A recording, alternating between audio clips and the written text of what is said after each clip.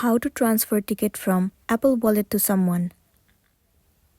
It's a very simple and a quick process, so let's jump into the video.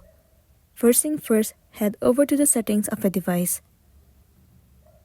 Inside settings, scroll down and search for the option wallet. Once you find it, head over to it.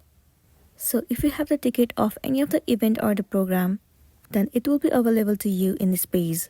And if you want to transfer that ticket, then all you want to do is click on the ticket. All the detailed information about your ticket will be visible to you, and you will also be able to see the option where it says Share Pass. Simply click on it. You will be able to share your ticket with any of the social media. If you tap on More, tons of different social media will be available to you.